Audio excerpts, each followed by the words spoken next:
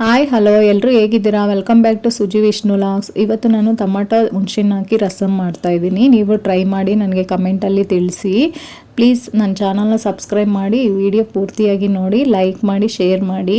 First 3 tomato, ಒಂದು ಅರ್ಧ ಗಾತ್ರ ನಿಂಬೆಹಣ್ಣು ಸೈಜ್ ಹುಣಸೆಹಣ್ಣು ತಗೊಂಡು ಬಾಯ್ಲ್ ಮಾಡಿ ಇಟ್ಕೊಬೇಕು.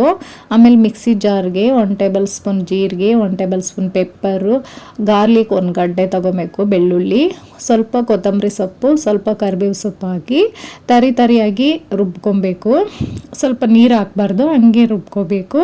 ಬಾಣಲಿ ಇಟ್ಕೊಂಡು 1 ಟೇಬಲ್ ಸ್ಪೂನ್ ಎಣ್ಣೆ, ಸ್ವಲ್ಪ ಜೀರಿಗೆ, ಸ್ವಲ್ಪ ಸಾಸಿವೆ, ಸ್ವಲ್ಪ ಇಂಗು, ಒಂದು 3 ಒಣಗಿದ ಮೆಣಸಿನ್ಕಾಯಿ ಹಾಕಿ ನಿಮಗೆ ಖಾರ ಎಷ್ಟು ಬೇಕೋ ಅಷ್ಟು ಹಾಕ್ಕೊಳ್ಳಿ. ನಾನು 3 ಹಾಕ್ಕೊಂಡಿದ್ದೀನಿ.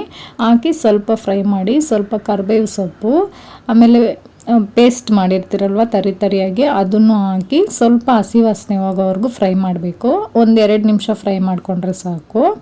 ಇದು ಫ್ರೈ ಆದಮೇಲೆ 1 ಟೇಬಲ್ ಸ್ಪೂನ್ ಅರಿಶಿನ ಪುಡಿ, 1 ಟೇಬಲ್ ಸ್ಪೂನ್ ರಸಮ್ ಪುಡಿ ಹಾಕಿ ಸ್ವಲ್ಪ ಹೊತ್ತು ಫ್ರೈ ಮಾಡಿ, ಬೇಯಿಸಿರ್ತೀರಲ್ವ ಟೊಮಾಟೊ ಹುಣಸೆಹಣ್ಣು ರಸ ಅದಕ್ಕೂ ಹಾಕಿ ನೀರು ಎಷ್ಟು ಬೇಕೋ ಅಷ್ಟು ಸೇರಿಸಿ, ಉಪ್ಪು, ಸ್ವಲ್ಪ ಕೊತ್ತಂಬರಿ ಸೊಪ್ಪು ಸೇರಿಸಿ ಸ್ವಲ್ಪ ಬಾಯ್ಲ್ ಆಗಬೇಕು. ಅದು ಫುಲ್ಲು ಬಾಯ್ಲ್ ಆಗಬಾರ್ದು ರಸಮು.